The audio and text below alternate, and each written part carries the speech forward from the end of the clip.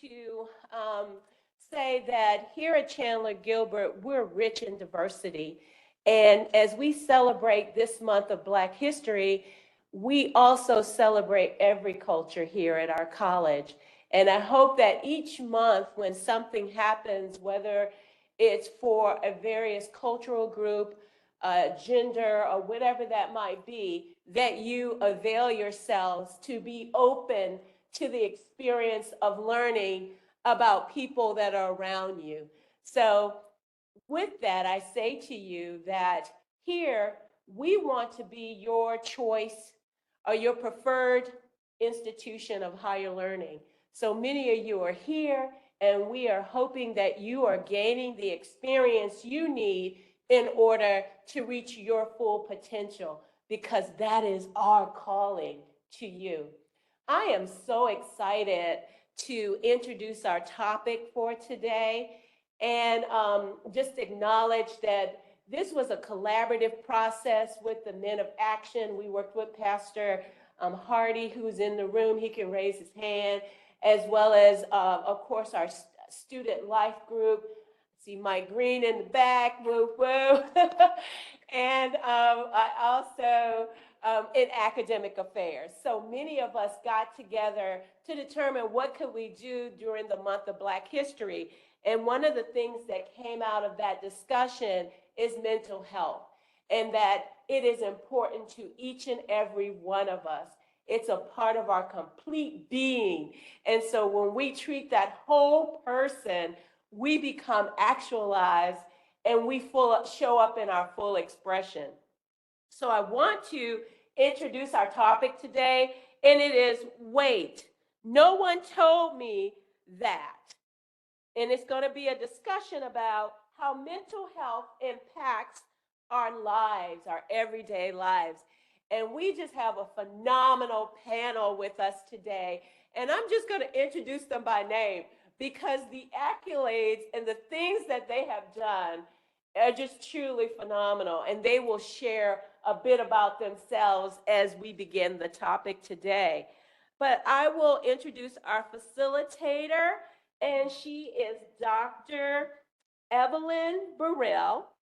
And then I'll introduce the person next to her, Dr.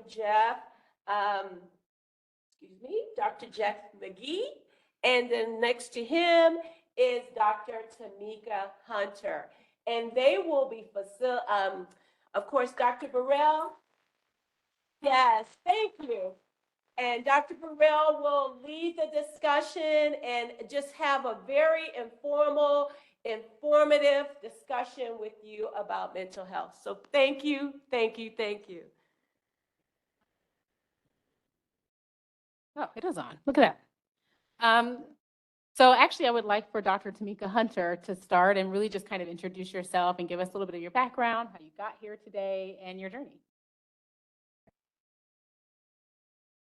We're a small group. Is it okay if I stand? Yeah. I need to. That's fine. Yeah. Yeah, I need to stand. Okay. You can hear me okay? All right. I am Dr. Tamieka Hunter. I always say, call me Tamieka. I also have a master's degree, but nobody calls me master because that would be weird, right? So I was a first generation college student. I applied to one college, Cal State University, Long Beach. No one in my family had gone to college, and I applied to one because I didn't know any better. Somehow, some way, by the grace of the universe, I got in. And when I got into college, I learned very quickly there was a lot of disparities in between my educational journey up until that point and the journeys of my classmates.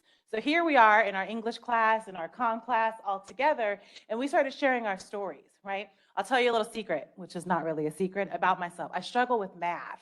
And in my high school in math, we didn't have a math textbook. We had like packets, like they couldn't afford the book. So we got these packets. So I struggled with math, but I got into class and I found out a classmate of mine who grew up 20 minutes from where I grew up. His school had two books. The book was so heavy they didn't want them hurting their back when they took it home. So they had one for the classroom and one that they could take home. So I got to thinking, like, 20 minutes, why didn't your school just bring us those books, and maybe I wouldn't be as bad at math as I am today, right? But as I went through college, I would have these little aha moments where I learned that my journey didn't look like the journeys of my classmates. And I got really angry about it. I said, why not me? Like, why didn't anybody tell me? Like our subject is today. Why didn't anybody tell me these resources were available? Why didn't anyone tell me these college prep programs existed? So I got into this work to be that person, to spread the news about the different resources that are available for specifically historically marginalized populations, because oftentimes no one tells us about the different things that are available to help us succeed. So that's my journey. I have been in education, specifically community college education, for 15 years, 8 of those as a counselor. I'm currently a counselor here at Chandler-Gilbert Community College, and what brought me specifically to Arizona was my family. My family started migrating here, and that's what brought me to Chandler-Gilbert, the best college in the district, in my humble, not so humble opinion, right? So that's me, and I look forward to sharing more about my story and my journey as we continue in our talk today. Thank you.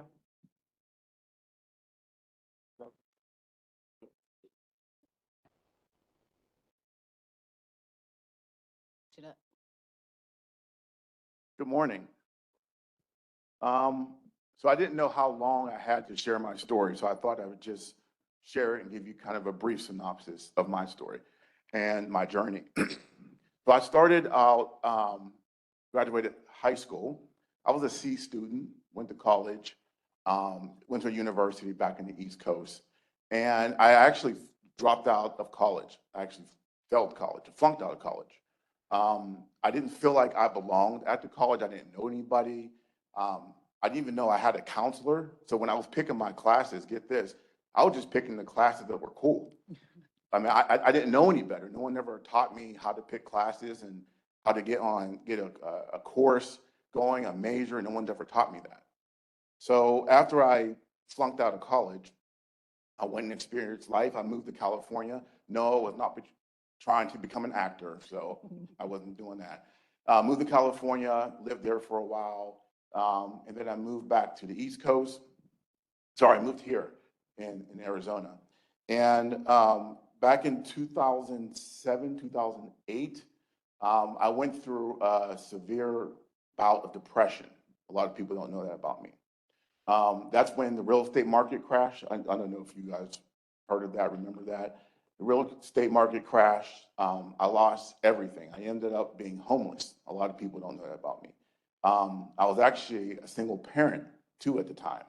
So my son was 5 years old at that time. We both were homeless. So here I am, no education. I had a high school diploma. I had a little bit of job experience.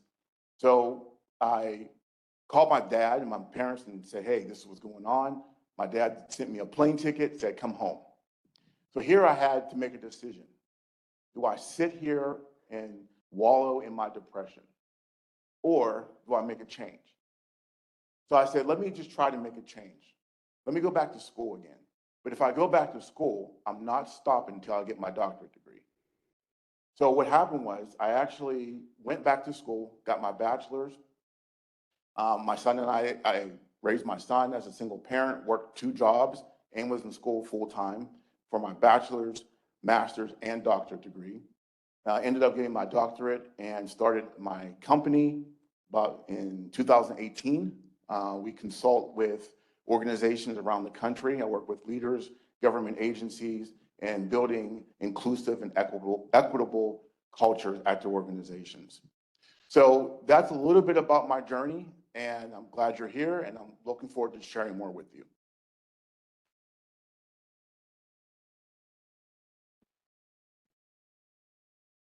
Hello, so I'm Dr. Evelyn Burrell. A little bit about my journey. I moved here actually to Arizona to go to Arizona State University from Oregon. I was actually raised with foster children. My mom was a foster parent. We had up to 5 foster children in our home at any given time. Then she adopted some children, and we then adopted children and then foster children. And so I was exposed to a lot with regards to childhood, adolescence, trauma, the various ways family can exist, the various ways that family can show up outside of the nuclear kind of idea, you know, mom, dad, children, dog, or whatever. So I came to Arizona really to get out, to be honest. I came here for almost like a refuge. when it was time for me to apply for colleges, I applied to 2 colleges because that's all we could afford, ASU and USC, University of Southern California. And I didn't get into USC, which I was a little disappointed about because I worked really hard. I was like, what the hell? But I got into ASU. And so I packed up everything and I came here on my own. And then I got very sick. I got tonsillitis my second week into fall semester, and I was only 17, and I really couldn't do anything. I just stayed sick for about 4 or 5 months before I was able to get back home and get my tonsils taken out, which meant academic probation, which meant almost failing out of college, right? And I didn't know, similar to what's already kind of been said, is I didn't know what my resources were. I had no idea that we had counselors. I had no idea that I could get to a doctor. I literally just kind of laid around and suffered. My mouth, my jaw closed. I could barely open my mouth because my tonsillitis had gotten so bad over several months. There was like 2 months where I had to like squeeze my food and eat liquids, which was, ice cream, so that was helpful, but everything else was kind of horrible. And so I didn't really know what my resources were. So I felt like I didn't really start college until my spring semester, where I was healthier and I was able to really engage. And that's when I started to stumble through. And that's when I started figuring like, wait a minute, what is this academic stuff? And how am I supposed to choose my classes? And what am I supposed to do? And I knew I wanted to one day get a doctoral degree, but I didn't know what that meant. I didn't know how to do research. I had no idea that I could do internships. I had no idea that there was other opportunities that were available to me. I just didn't know. I didn't have the resources. I didn't have the money. I worked throughout all of college. And so getting to this point now, something that's been very important to me is to take time, right? To take time to look at people and say, there are journeys. There are various ways to get to where it is that you want to go. And it's not going to be easy. And maybe you don't want it to be all that easy. Maybe it's nice to have, maybe in reflection, a story that gets you to where you're at. So today I'm a clinical psychologist. I do a lot of speaking engagements regarding mental health, trauma, really specifically for people and individuals of color.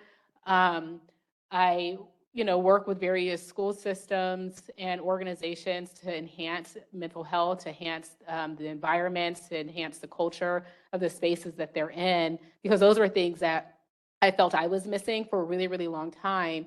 And in more and more discussions that I have with people, I'm recognizing that it hasn't quite changed, right? And so we're kind of on a long journey here. And so I want to start our panel, really talking about some of the systemic issues. As a clinical psychologist, you have 3 people here who have various backgrounds, with, various degrees and education. But one thing that I don't know if you heard it throughout our introductions was systemic barriers. There were systemic things that had occurred to us that kept us from maybe having a smooth journey, that disrupted our journey, that led us to a position where we had to ask for help, where we had to seek resources.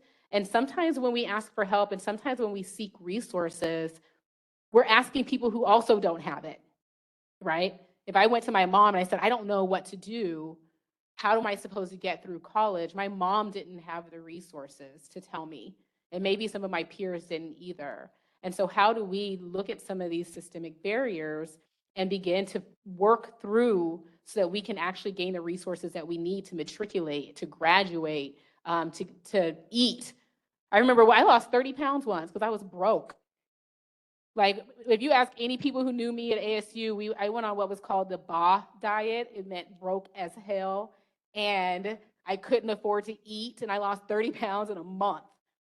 People started feeding me, like random friends. They were like, oh my God, what's going on? I'm like, it's a BA diet, it's fine, I'm fine, everything's fine. So I started working at a restaurant just so I could eat. Okay, that was my strategy. So I would like to ask my peers here, when it comes to systemic issues, how do you recognize the systemic issues, right? In organizations, in corporations, in colleges, what are the systemic issues that you're seeing, and how do you work through them? So I'll start by saying that when I was in college, I didn't recognize them as systemic issues until I had the language through my degrees and whatnot to call it a systemic issue. I was just broke, right? I was just hungry. I was just looking for a new roommate every semester because students would drop out. I didn't know it was housing insecurity, right? I didn't know these terms to label my experience. So looking back at my experience overall, I would say there was a lot of like a lack of sense of belonging, specifically as a first generation college student. I would go home and my cousins would call me college girl like it was a 4-letter word, right? But yet I didn't fully belong, that I felt that I didn't feel as though I fully belonged in the academic space as well. I almost felt like it was a trick that I got here. Like I kind of dropped through the cracks somehow and somebody was going to find out that I was in college when I really wasn't supposed to be here, because I didn't see myself, my historical background, my experience reflected in the lesson plans and what I was being taught. No one was bringing my class to the Black History Month panel discussion. My instructors did not look like me. I actually ended up getting a minor in Black Studies just so I could see some Black people, because the only Black people at my institution taught Black Studies, and that's where the students were. So I ended up with a minor in that. So similar, I just found ways to navigate that space. I also worked at a restaurant because I was hungry, right? Like you just found this, you developed this, what I now know is navigational capital.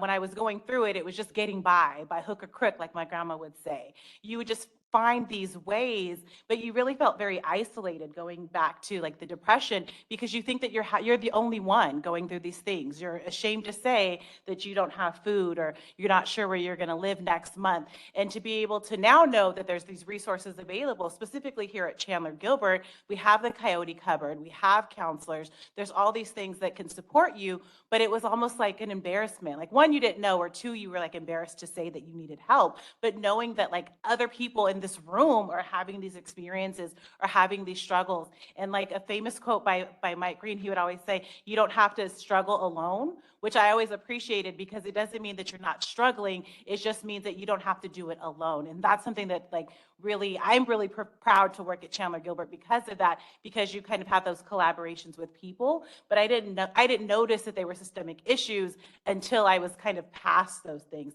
It was just getting by. And so if you're getting by and all of your colleagues, your friends, your peers are all getting by, and maybe your parents and your families are getting by, it just becomes life, right? It's just how you live, and it's just what you do. And there's some communities that live depressed, who live anxious, who live in trauma, because it's become so normalized that sometimes we don't even think we need the help, right? It's just what we do. You just get by. It just is what it is.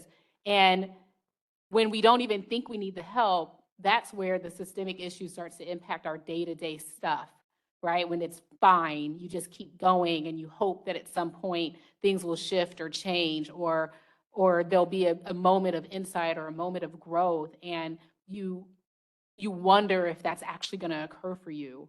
And so I want you guys to really be thinking about some of maybe what you're experiencing and some of the things that people that you care about or your peers might be experiencing as well, as they work to navigate the system through, as Dr. Hunter indicated, like through hunger and through housing issues and through mental health issues and other things that might occur as you're matriculating through this process. Dr. McGee? Yeah, so when I went to college the first time, and I was saying how I didn't really know how to schedule my classes. I just picked the fun classes, which looking back on it was actually fun doing that.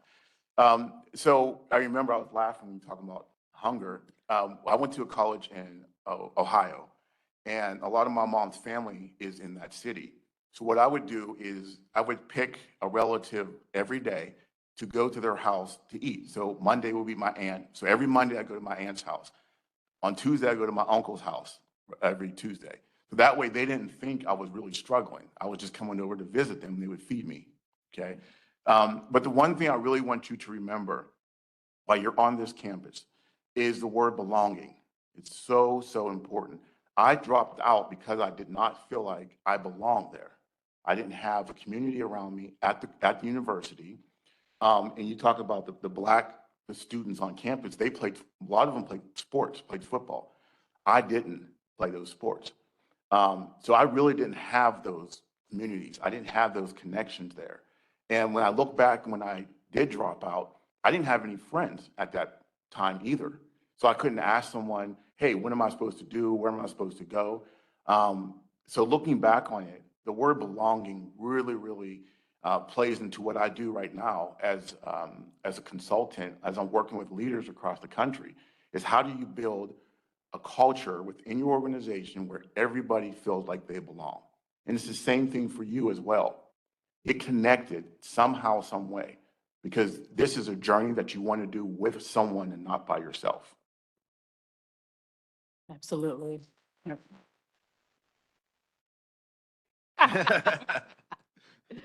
And by the way, we'll have questions and answers the last 15 minutes. So if you do have questions kind of going through your head, just jot them down, okay? And we'll come back around to it. It's funny, so as you're talking about like going family to eat, I didn't have family here, but I dated. It's another really great way. You know, if somebody was like, you want to go out? I'm like, well, you have to take me to like an actual restaurant and I can't afford to pay my own self. So let's talk about that first before I say yes, which is another lesson I learned once when someone was like, let's split the check. And I was like, I got $13. Right. We can't split this check. So when we look at, again, so when we look at the systems, when we look at things that are kind of going on around us, some things that can occur potentially is, again, kind of circling back around to mental health and mental health issues. Students of color are more likely to experience severe mental health. And I would say that to say that one of the reasons why people of color are more likely to experience severe levels of mental health, including depression, anxiety, significant traumas, is because we don't work through them early. We wait until we're in crisis, right? And so then it becomes very severe. It becomes very significant. Like earlier, you just go through, you keep moving, you keep going, and there's maybe a hope that at the end of the day, you accomplish something that gets you out, right? Where you're like, I'm never going to be hungry again, and I'm never going to be homeless again, and I'm never going to experience this, and this is how I'm problem solving these issues. This is how I'm figuring out how to get there. But the journey, man, the journey can destroy you sometimes, right? The journey can take so much from you and so much from who you are that sometimes it's even hard to see success, right? You get so focused into the journey and how you get there that it's hard to see the success. You get so focused on the journey that you're not realizing that you're stressed out and that you're anxious and that you're not sleeping and that you're crying randomly, and that you're not knowing exactly where it's coming from. Like there's this sense of missing something, right? As we focus on kind of the day-to-day. And so mental health, I'm going to be more specific to depression and anxiety. It manifests its way really differently. So someone tell me, when you hear depression, what do you see in like social media and TV? What does depression look like? Call it out. Yeah. Sad, like super sad, crying, in bed all day. Yep. Yeah.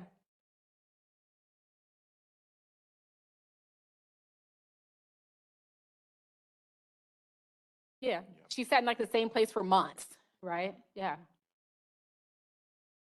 Absolutely. By yourself, and self-isolation to include, you know, and would, in addition to ensuring that you're keeping other people at arm's length, right? And so isolation in the sense of I'm going to be by myself, I'm going to work through this alone, and maybe I'm not even telling people that there's a problem. Maybe my friends and my loved ones are guessing. What else comes to mind? Yeah. Wait, what'd you say? Dilemma. Yes, so maybe you're in an emotional dilemma. You're not exactly sure what to do and how to do it, right? Or you don't even have the language sometimes of what's going on, right? Yeah, I saw another. Not eating. Right. Actually, not eating and by choice, but also sometimes not experiencing hunger, right? So you may not want to eat, but you also may not think or feel like you need to eat. And then there's the opposite, which is overeating, right? And using comfort food, sugars, like high carbohydrates, alcohol, weed, if that's your thing. So even maybe engaging in substances. Anything else? Yep, absolutely. Negative thoughts, helplessness, hopelessness. This is never going to end. Yes. Low energy, fatigue. Yeah, some of y'all took some Psych 101, Okay. All right. Anything else? So what you described is what is the general and the typical sense of depression. I mean, it's literally in our diagnostic manual: fatigue, eating, changes in eating, feelings of sadness, bouts of crying, negative thoughts, feelings of helplessness, hopelessness, loss. And those are kind of the things that we understand depression to be, except sometimes it shows up a little bit differently, right? And so I'd like to ask my panel, in your licensed professions, how have you seen depression show up? How have you recognized it, or even anxiety, right? But recognized it in other people, or how it's shown up in different ways? So in my profession, I see it, as I said, I work with a lot of organizations around the country. And the way I see it is a lot of the employees, I see high turnover in their work, taken off of work a lot. When they do show up for work, they're not showing up to actually work. They're showing up because they have a lot of things going on at home, and they can't actually do the work that they're supposed to do or being paid to do. So I see it from that lens. I see it from a leadership lens as well, when leaders are lashing out at their staff, right? So they're angry. So they take out what's going on in their own personal lives on other people. So that's where I see it a lot as well. The lack of community within an organization, within a class, within an institution, the lack of community, the lack of cohesiveness, also not not wanting to be a part of these groups is where I see a lot of this anxiety and isolation taking place. So not showing up, Not showing Right. up. which potentially leads to job loss, Job loss, which leads to financial loss. financial loss. It just snowballs, right? I was going to say something else, but I forgot. It'll You can come always back. use my notepad. Right. Write it down. Working with college students, I see depression manifest oftentimes as procrastination, just putting it off, putting it off, putting it off. I'll do it tomorrow, I'll do it off, because I'm just feeling some kind of way today, right? Like, I'll do it tomorrow, just kind of, it snowballs because then you have your comm assignment and your English assignment, your chem assignment, and everything starts to be due at once until it becomes overwhelming. So oftentimes I see depression manifest as procrastination. As far as anxiety, oftentimes in college students, I see it as a fear of decision-making, not wanting to make what they perceive to be difficult decisions, choosing a major, choosing what institution to transfer to, selecting a form of employment post graduation, just kind of putting off those what they perceive to be very big life decisions for fear of getting it wrong, as well as an avoidance of what they perceive to be difficult conversations. Sometimes it's just as simple as you need to communicate, they'll come and see me about a challenge they might be having, and I need to refer them back to the professor. You need to talk to your instructor about that, or see if you can get a extension on the assignment, or talk to them with what you might be experiencing. And there's just so much fear. They don't even want to let their instructor know what it is that they're experiencing because of what they have made up the story of their mind to be of what could occur, because of if they aren't able to pass that class or turn in those assignments. So those are some of the ways that I see depression and anxiety specifically in college students. I remember what I was going to say. So where I've seen it also is whenever COVID happened, right? And we went to more virtual, more hybrid type of workforce. I see a lot of leaders, a lot of organizations having the challenge of how do I keep my team connected? And a lot of people are going through depression and anxiety because they're not able to go to the workplace because they've changed the culture of how an organization does business. So instead of coming into an office, you can work from home, and people are feeling that isolation, they're feeling that anxiety, they're feeling that depression because they're not around people. So that's another place where I'm seeing a lot of anxiety and depression. Right. So even I mean, with regards to being around people, right? We're social beings. Yeah. Flat out. The most introverted person in the world is still a social being Yeah. to some degree. And so when we're depressed and when we isolate, we lose our social resource. And so again, what we're hearing is that cyclical domino effect that can occur when we sit in our anxiety and when we sit in our depression and when we sit in our traumas and we don't seek assistance and we don't seek help, or maybe we don't know that that's what's going on. Right. And so instead it's, I don't really want to do the assignment, or I'm not really in the mood and it'll be fine, or maybe it won't be. And maybe I feel helpless. And so it doesn't matter anyway. And I'm going to speak to something that Dr. Hunter said. I'm also a professor. I'm at Northern Arizona University. And I tell my students at the beginning of every semester at this point, I've been teaching for a while, if you don't tell me, you'll handcuff me later. And I would love to help you, and I'm here to help you. I'd love for you to get through this class. But if you wait till the last week or two of class to tell me you've been struggling all semester, my hands are cuffed. I can't do anything anymore. I could have done something 2 months ago, right? And so ensuring that, again, to whatever your comfort is, you don't have to tell everybody all your business, but that sense of like, I think I need some help and I think I need some support, or I think I might need some extra time. And for someone who's been in the university as a student, as a professor, and all the things for as long as I have been, that's one thing that I generally see that's, like-minded in my colleagues is we are willing to help and we want you to be successful. Don't handcuff us, right? And part of, that system or that cycle can be really hard to get out of. It can make it difficult to move. I also want to speak to I just want to add one thing to that point. Another thing is the refusal to ask for help. Right. So oftentimes I think that students are not coming in telling their professor, I need help, because in their mind, I don't want to, I'm going to get it together. I'm going to catch up. I'll be able to get it on the back end and so forth. But the semester keeps rolling by and you're still experiencing these issues. And that's when the instructor becomes handcuffed. So I think that's another way that it manifests, is like a refusal to say, I'm struggling right now. I need somebody to help me. And then when you don't, it snowballs into a larger issue later on. And I'd like to normalize that for a second. Everyone in this room, every single one of us, has absolutely at some point experienced difficulty. Every single person in this room has experienced some level of loss or fear. We've all second-guessed ourselves. We've all wondered if we're going to be okay. We've all oscillated a little bit between, should I say something? Should I not? Like, what exactly am I supposed to do here? Everyone has experienced that. And when we isolate our own thoughts, or when we sit in it ourselves and we say, no, this is just me, we don't do ourselves much of a service, right? And with the human experience of hardship. And the goal is that the hardship doesn't last long, but some hardships can be years. Some maybe are a couple weeks or a couple months, but some can go on for a long time. And so creating, that social kind of atmosphere, those relationships, those friendships, a family, right, that'll feed you, that create that safe space for you as you move through those things, right, and as you continue to move forward. Because these are the ways that what we're talking about that keeps us from being able to move forward.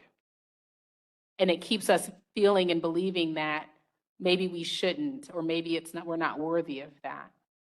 So I'd like to shift a little bit. Did you have something else? No, go ahead. And speak about worthiness, self-efficacy, the belief in yourself, the belief in your skill, the belief in what you're learning and what you can do, and growth, and how that comes at us financially. So you have a panel of people who have maybe some student loan debt. Y'all got student loan debt? Do you? No. Do you? No, I do. Just paid it off? Just paid Oh, off. you do? Yeah, talk about depression. Yeah. Man, I don't even check. When I paid that last check. My plan was to marry wealthy. I did okay overall, but he can't pay off my loans like that. So, it is what it is. But looking at worth, right? And so all of us kind of in our likened professions might be asked to do things, whether it's speaking engagements, whether it's consultation, whether it's, showing up in various spaces in our own skin, right, in our own self. And I'm wondering, how do you all determine your worth financially, emotionally? and how do those things potentially trickle one way or another? I'll say that and I'll be honest, it's still a struggle to this day, particularly I think in college for first generation college students, imposter syndrome is huge. As a first generation student myself, somebody asked me the other day, Tamieka, when did you know that you can get a doctorate? And I told them honestly, when I walked across the graduation stage. And even then, I walked across the graduation stage 3 months after I had defended my dissertation, like when I officially became Dr. Hunter. And it took 3 months for it to sit through me that I actually did that. Because the whole time I was doubting myself. I don't belong here. I don't know if I can do this. And I share that to students to say, you don't have to like believe it to do it. You can fake it till you make it. You can, like I say, faith it till you make it. You can just go through it, keep showing up each semester, even if you don't feel like college material, even if you don't feel like you're ready, even if you don't feel like this is the right time, you can still get through it, even with holding all of that in. Now, talk about depression and anxiety that comes with holding all of that in, but you don't have to wait for your life to be in alignment or at the right time to do the challenging things that you pursue or that you want to do for yourself. So I would say that it's still a challenge to me to this day. There's no right time. Mm-hmm. I find I piggyback off Dr. Hunter, very challenging for me as well when I'm trying to calculate my worth. So people were saying, well, we want you to fly here and do, an hour talk at our organization. And I struggle with how much do I charge them, right? How much? I don't want to charge them too little, but I don't want to charge too much. And when I first started being asked to fly around the country to speak, I actually started paying for my own flights, my own hotel, my own food, my transportation when I got there. And someone told me, well, why are you doing that? I said, well, that's what I'm supposed to do. I didn't want to charge it to the client.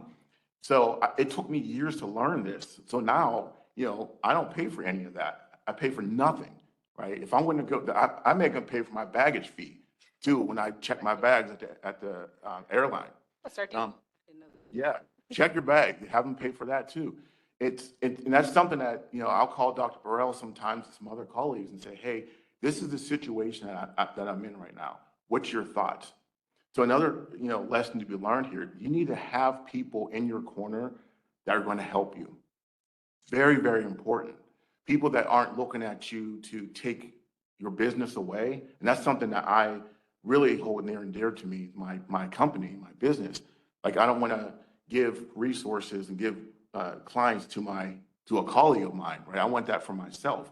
But it took me a time to learn, hey, I need to build trust with some colleagues, and I need to talk to them about, hey, how much should I charge a client? How much should I charge people? And even when I got started, I was told I was charging still too little. And I struggle with that today. I still struggle with how much do I charge? And I think about everything I've gone through and everything, with school and my personal life. And I say, well, I'm not worthy enough to charge that amount of money. But you'd be surprised. Sometimes I throw out a dollar amount and they're like, okay, cool. And I get off the phone, I'm like, I could have charged more money. Can I go back and call them again? But I can't do that. It's too late at that time. So that's something I still struggle with to this day. Yeah, and a lot of people of color have a very significant struggle with that, as well as women, right? And so and people who came from low socioeconomic, so white men who grew up in poorer or lower socioeconomic neighborhoods tend to have a difficult time asking and demanding their worth. Mm-hmm. And so when you don't ask and demand your worth in your work and in your employment, or in your profession, in your expertise, you go home with that. You go home with that every time, right? And I had a similar process. I mean, I still do. Like I had someone offer to pay me a hell of a lot more than I thought I was worth recently. And I was like, are you sure you're going to do that? I had to really sit with it and really think about, like, I can't believe that they're willing to pay me that much. I can't believe that they want me in that way. And being able to sit with that sense of, do I even, like you said, do I belong here? When you're sitting in a classroom of do I belong here? I'm also first generation. And, you know, trying to come back and sit back and say, is it okay that I'm in this space? I'm going to share a quick story, captive audience. Recently, it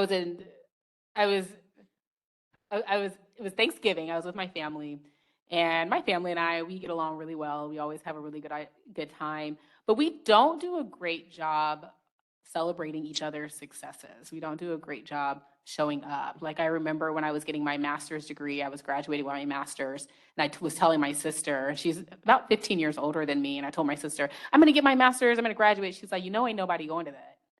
And I was like, what do you mean no one's gonna go? She's like, we're not gonna take like after a bachelor's, you're just being extra. I was like, okay. And so that, like, I took it very seriously, and I did not invite anyone in my family. No one came to my master's degree graduation. When I got my doctorate, they were up in there, right? But when I got my master's, it felt like, okay, let me call upon my friends, right? The people that have supported me, who have my back, who care for me. And I had friends coming in from, you know, all over the place to celebrate that with me. And when I got my doctorate, I said, you all should need to be here to support me. This has been a lot of work, and I expect you to show up for this. And they did. So back up, Thanksgiving, we're playing this game, and it was a drunk game, right? So you like pull a card, and I can't remember what it was called, but y'all don't need to know that. You guys probably not even drinking age anyway. But either way, so we're playing this game, and one of the questions was, who in this room would be the best motivational or public speaker? Vote, and whoever wins, you know, take a drink. And so I'm like, duh. Like, to me, it was like obvious, you know, I'm like, it would be me. And so my husband's sitting there, and he's like, Ev. My brother was like, well, Ev. And my niece was like, I don't know, I think my mom would be really good. And then someone else said, what about grandpa such and such? And then there turned into this debate in my family about who would be the best public speaker.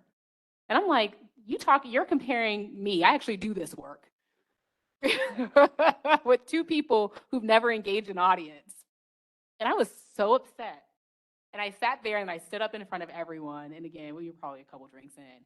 And I was like, I get paid between $6,000 and $11,000 for an hour of my time for public speaking.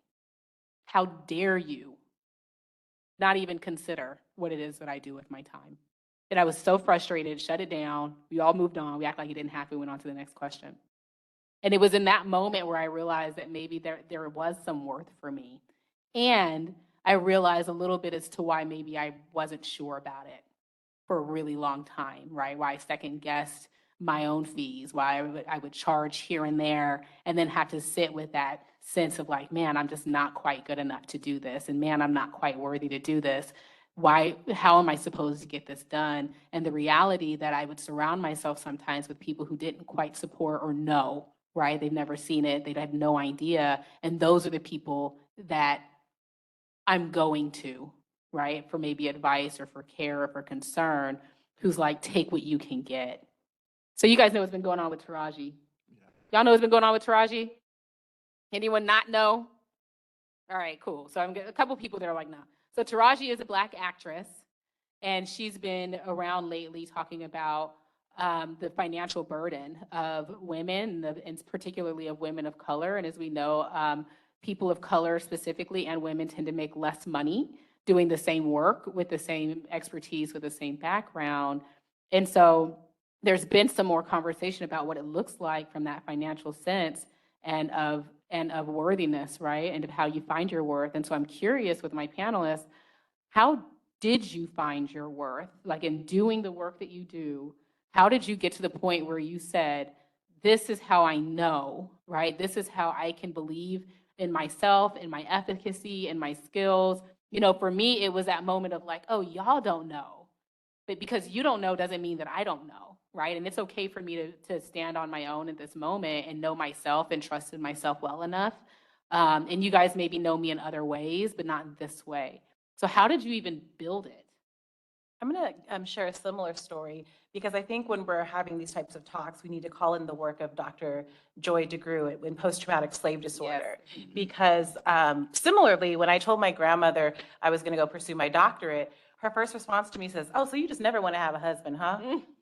And I just kind of stopped to think, like, I don't know how those two things were in the same conversation, but for a woman of her generation, it was. And when I still to this day have never celebrated getting my doctorate. When I did get my doctorate, I took my supporters out for brunch, and I paid for their brunch to say thank you for getting me through this journey. But there was never this idea that I was to be celebrated, right? And I still struggle and sit with that. And I tell my students all the time, you have to celebrate each step of the journey. And I feel like a fraud because I'm sitting here and telling you this, but I don't do it myself. And I think because, there was a time not that long ago, right? If we think about it, in my grandmother's generation, my grandmother's mother's generation, where it was dangerous to be Black and to be excellent in anything. You just wanted to be average, right? Because maybe your family could stay together. If you showed any type of exceptional skills in woodworking, there was a very real fear that you would be sold off or something bad would happen to you. So I think about that a lot when I'm not wanting to celebrate myself or be showy. I think a lot about how deeply is that tied to my own post-traumatic slave disorder and not wanting to be boastful. And also my family, right, calling me college girl like it's a bad thing because it's like you don't want to shine too bright because something bad could happen to you. And I think we still struggle with that in our community, and kind of like a crabs in a barrel mentality. You don't want anybody to kind of be too boastful, almost out of a fear and wanting to protect them.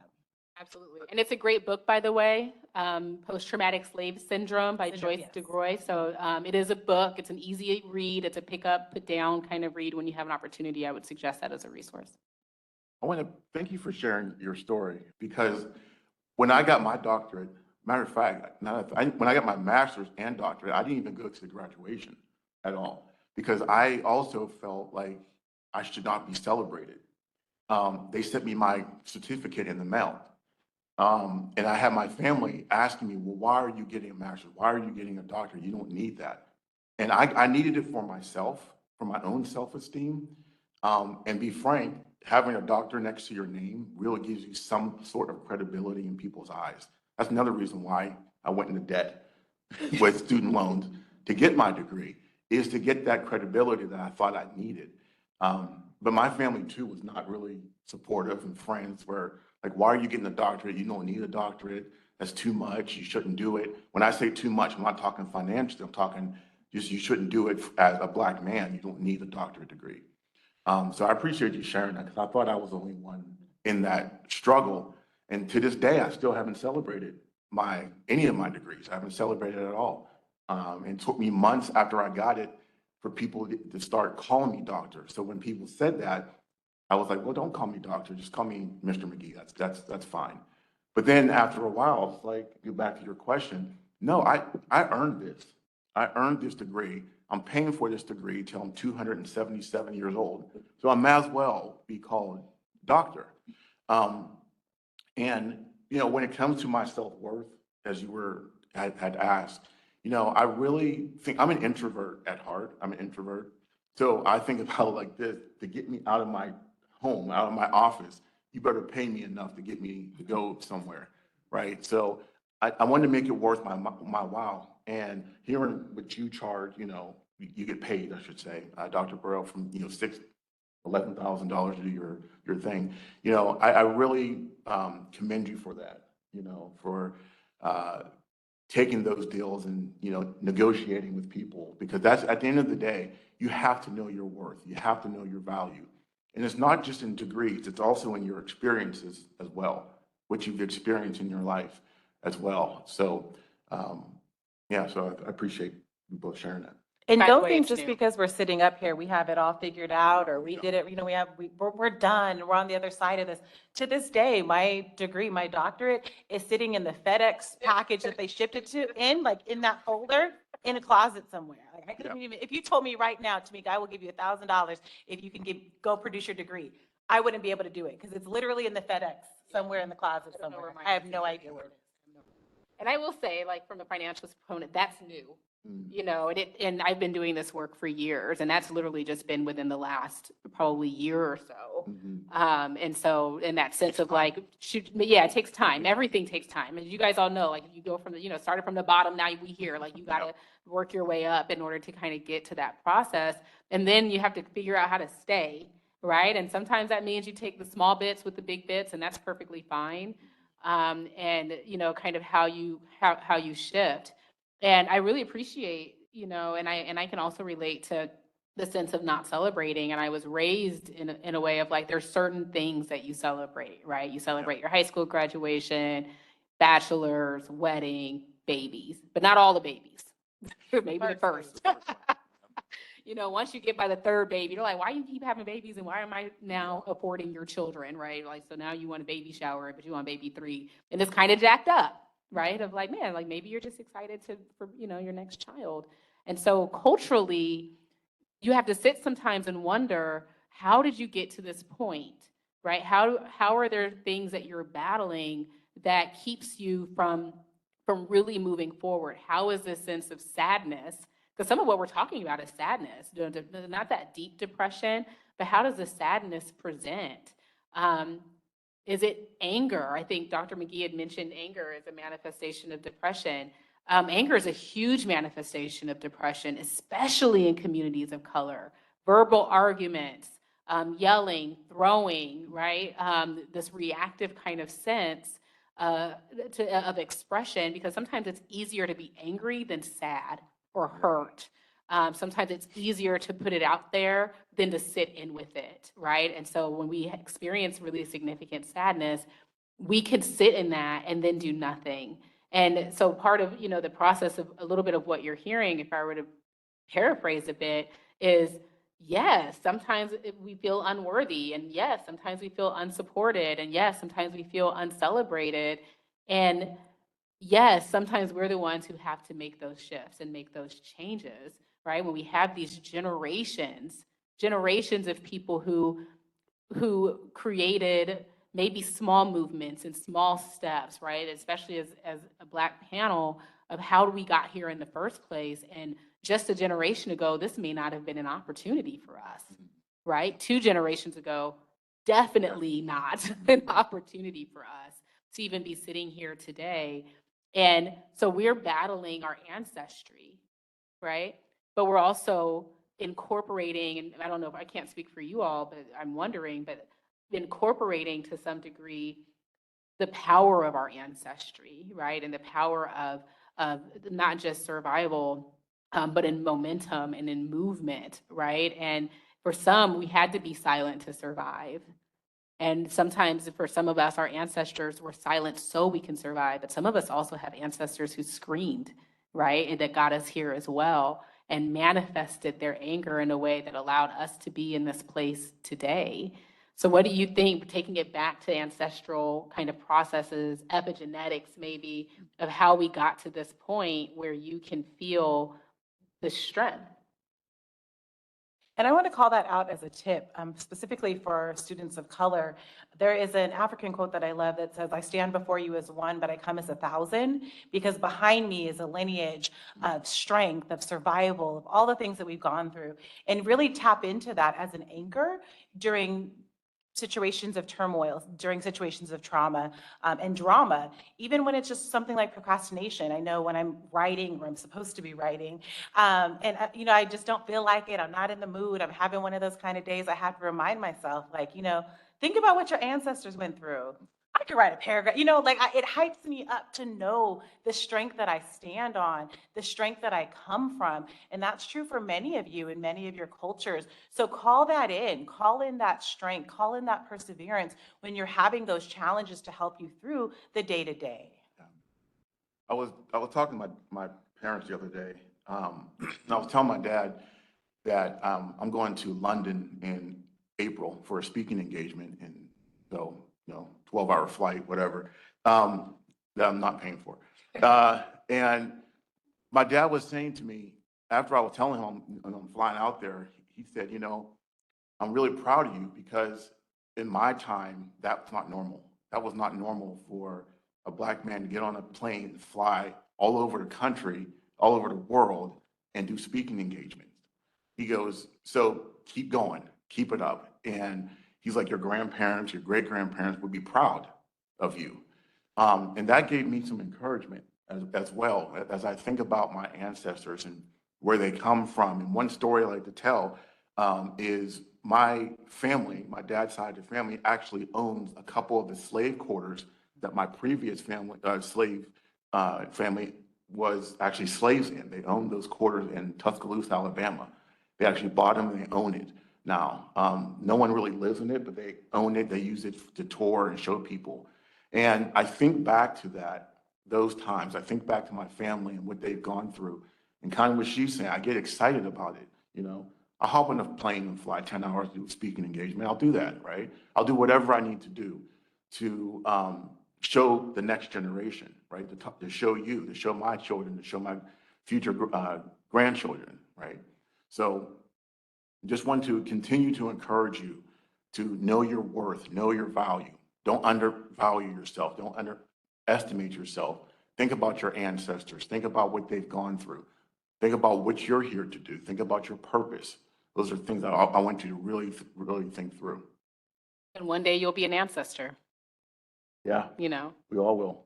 Yeah. One day the steps that you're taking, the moves that you're making, the sitting in with yourself, the checking in with yourself, the learning to ask questions, like those are all the things that we teach the next generation, right? So it's something that we learn from our parent who learned from their parent, and you'll continue that process with teaching your peers, teaching yourself, teaching your loved ones, and focusing on what your needs are and how you're going to move forward, and utilizing those resources, you know, going to the counseling center, or gaining resources, working with a therapist or a clinician. If you build it, it will come. If you're finding that there's a lack in your community, putting it together, and recognizing that it might start off really, really small, but you keep showing up and you keep coming and you create something that's yours, and recognize at the same time that your decisions also have a domino effect one way or another, right? And that there's various types of strength and there's various types of skill, and learning what yours are, recognizing what yours are, and then implementing that, right? My skill isn't your skill, isn't your skill. So we all come from something that's different, but we can all come together in a collaborative fashion to create something, right? So focusing on what that is. I want to be able to leave some time for questions. And so if anyone has questions, because we can keep talking, by the way. But if anyone has questions, yes.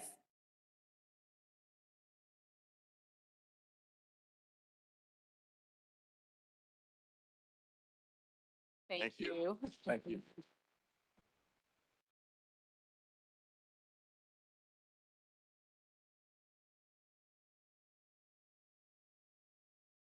Yes.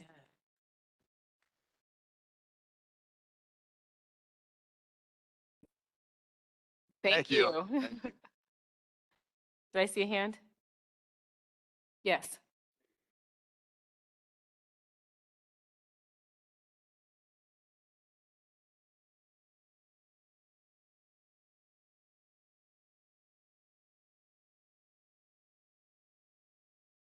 It's a great question. I never forget where I come from. I never forget where I come from. I never forget being homeless. I never forget being a single parent for the majority of my oldest child's life. I'll never forget that. I go by the old adage, never quit. Don't ever give up. I don't know if you've seen that movie with, trying to think, Cuba Gooding Jr. and I can't remember his name. He was the first Black naval diver, Navy sea diver. I don't know if you've ever seen that movie. And something his father said to him before he went off, Men of Honor, thank you. That's the movie, Men of Honor. Something his father said, he said, don't ever quit on me. He goes, he said, you're gonna embrace all kind of racism, hate, because he was the first Black Navy diver. He said, don't ever give up on me. And that's always stuck with me. So what motivates me, what keeps me going is I'll never quit. I think about, we talked about our ancestors. My grandfather, when he moved from Tuscaloosa, Alabama, up to Pittsburgh, Pennsylvania to find work, him and his brothers, I remember that. I always remember that, the struggle they went through. I remember the stories they told. I remember how they talked about when they went through the Depression, how they had to climb up trees to find possum, the animal possum. They would catch possum with their hand, kill it, and take it back to their mom and cook it and eat it. That's all they could do for food at that time. I remember stuff like that. So what drives me is what my grandfather, my uncles, what my ancestors went through, and what I went through, dropping out of college, all that stuff. I don't want to go back there, right? And I want to be able to share my story with others, and that's why I do what I do. Here's a question. Yes.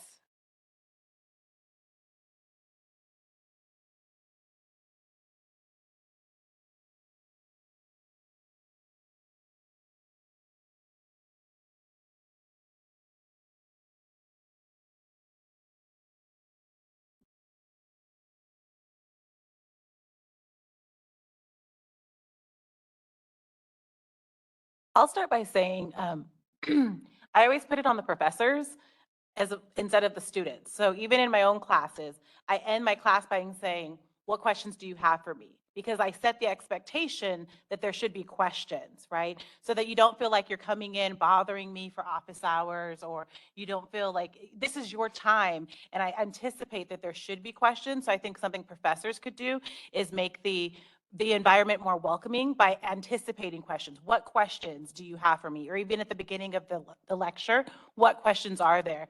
And for students, I always say, role play. I'm a counselor here at Chandler-Gilbert College. Oftentimes in my office, it's like, okay, I'm the professor, now go, right? Like, let's practice it, because what they're scared of is they're scared of fumbling through, not having the words to communicate what they're experiencing. So find a safe space, find someone who you're comfortable talking it through with before you go in front of the big bad professor. They're not big bad, they're actually really nice. But before you have that interaction, practice it, kind of think through, jot down what you want to say, so that way when you are having that interaction with the professor, you feel a little bit more prepared. Yeah, I'd like to acknowledge the word paralysis, because it can be physical, it can be mental, it can be emotional, right? And so I would first say, how is it manifesting for you? And if it's physical, we might be talking about some real depressive stuff, right? And in that sense, I'd say that's a crisis line call. That's 10 seconds of bravery of, I'm not okay right now, and I feel like I can't move, and I feel like I can't go, and I don't know what to do.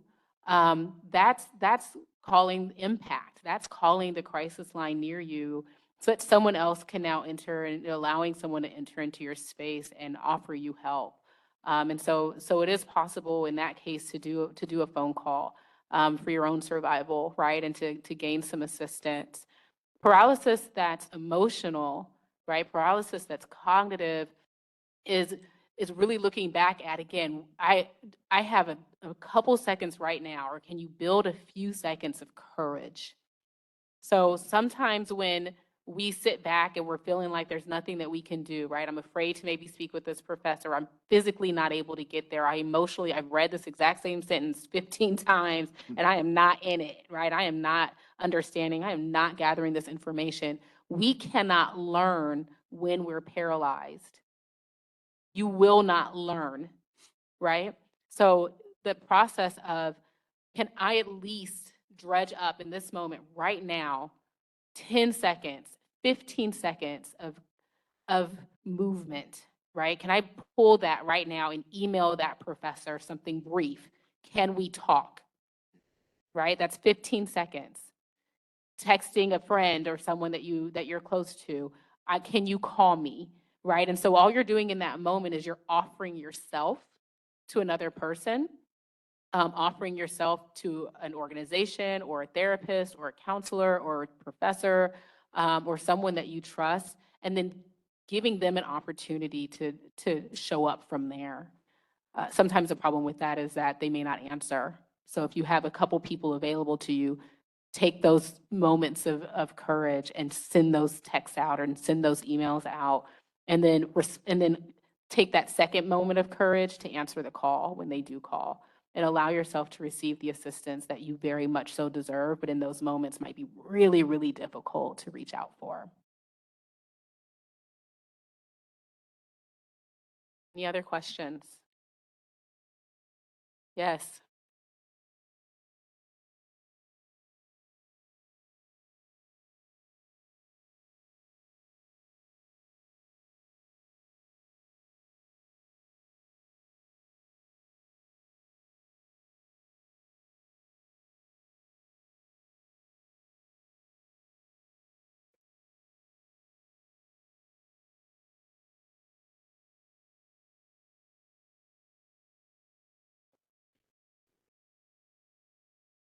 Where do they board into insanity?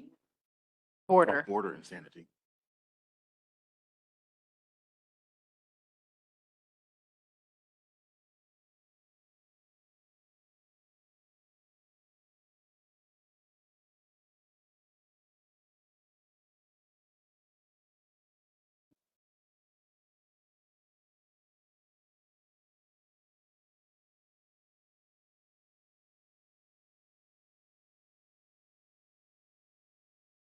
I think I would start that answer for that question by, we all need help, and just, it's more so a matter of what type of help does that particular individual need. So, which goes back to what we were saying earlier. Oftentimes we think because it's like not a mental health crisis, I don't need help. Like that's a whole nother level, but we need help at all different levels. So even if it's coming to the counseling center because I'm struggling with this, or I'm having a higher level crisis that might require some additional resources and kind of scaffolding what that would look like. So I would say in terms of differentiating, it would just be a starting point. Like I need help in getting that person to the appropriate resource to support them throughout whatever challenge they might be having at that time.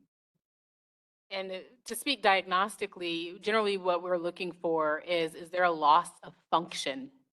Is this person able to go to work? Is this person able to engage in their interpersonal lives? If you're a parent, are you getting there and able to help your children? Are you engaging in your friendships? So are you still kind of moving through your world?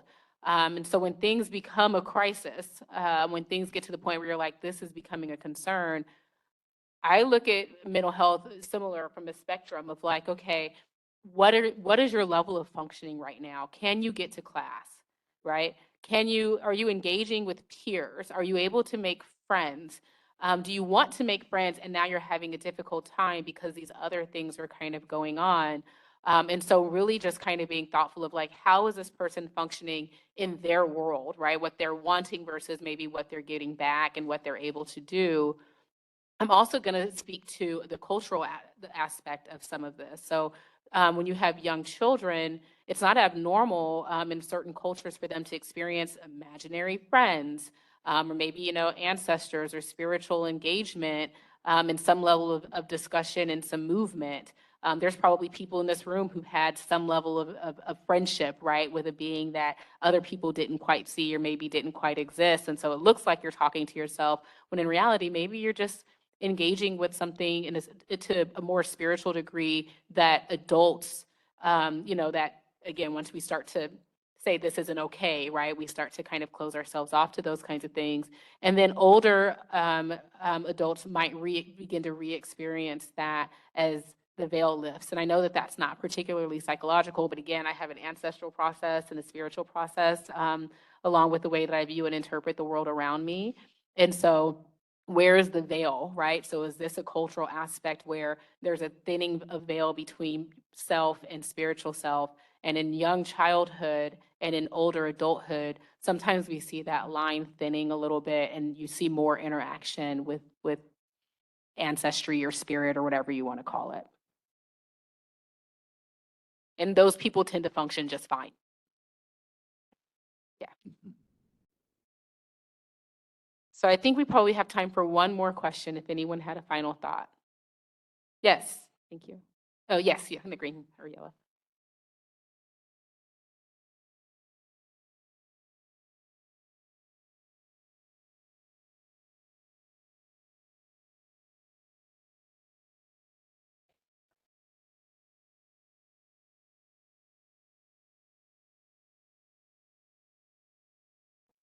Mhm. Yeah, that's a great question. Great question. You want me to start? You want to start? I think it starts with, right, knowing your self-worth and then also calling in what type of energy aligns with yours. So that's going to be a reflection of all of your relationships because you have family, but you don't necessarily have to engage with all of your family members at the same level or with the same level of consistency. So for me, I struggled with, because we say that a lot in the Black community. Well, you got to, they family, like, but all kinfolk ain't skinfolk. Like we also talk about that. So it's, for me, a matter of whose energy do I want to be around? What do I find uplifting? Where are the spaces that I feel safe and comfortable being myself?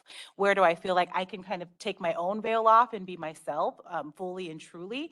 And making sure that all of my interactions, my social interactions, my peer groups, even who I connect with here at work, are in alignment with how I see myself and how I view myself. And I always know my own self-worth or my view of my self-worth might be slipping when I see myself engaging or spending time with individuals who might be on a different path. I'll put it that way, might be on a different path than I am. And I think for a lot of college students, that could be the same case too. When you find yourself maybe spending time with friends or with community or peers who are engaging in activities that don't feel good to you, but you're kind of just doing them to fit in with a group, that's when you might need to make sure that you're connecting like with student life and connecting with other peers who have similar thoughts, similar values, similar goals, such as yourself, so that you can put yourself in different type of peer interactions. I live here in Phoenix Metro. All my siblings, my parents, they all live on the East Coast. Love them to death, but I'm not going back there. And I say that, and we always joke, I joke with my family about that.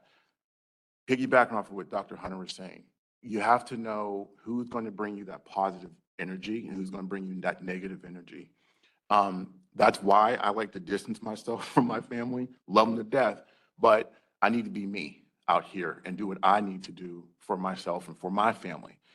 Something else I did just recently, starting in 2024, is I'm starting to focus on myself more, right? Instead of being available to everyone.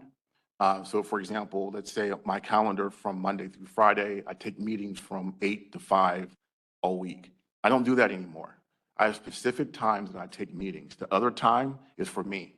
I can go work out, I can go hike, I can go meditate, I can go pray, I can do whatever I want to do because it's that self-care that I'm really concerned about. Not concerned, but something I need to be focused on, I should say. So just putting that distance and knowing myself, that's something I've started doing for this year. Yeah, boundaries. Yes. So I'm going to give you my real answer, and then I'm going to give you my professional answer. My real answer is I kind of have a running dialogue in my own head, and I have the "you got me fucked up" kind of thought. Like, I don't know what you just thought that was okay, but you got me fucked up, and that's not how this is going to work.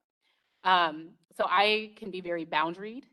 I only allow, at this point in my life, I only allow people who offer me growth and love and compassion. If you don't give that to me, I'm not taking what else you got, right? So I give that to others, right? I don't give hurt and harm to other people. And so the people in my life are, to me, the best people in the world. The people that I allow into my home, the people that I allow to know me personally and my family are amazing. And the moment you stop being amazing, this is done. And I have no problem cutting someone out of my life. I mean, almost literally to the point that like people think it's a fault, where they're like, Evelyn, you can't just cut people out. And I'm like, yes, I can. And I will. And it feels good at the end of the day. And maybe it feels a little stressful in the moment or at the time. But at the end of the day, I'm perfectly okay with this. I want people in my life who want to be in my life, right? And have that reciprocal kind of awesome love. The people that are the people that are close to me, they cheer me on, they have my back, they support me, they show up. Any person that I'm close to, I can call right now, and they will do what I ask, and vice versa. And so again, you also have to be willing to give that to the other people.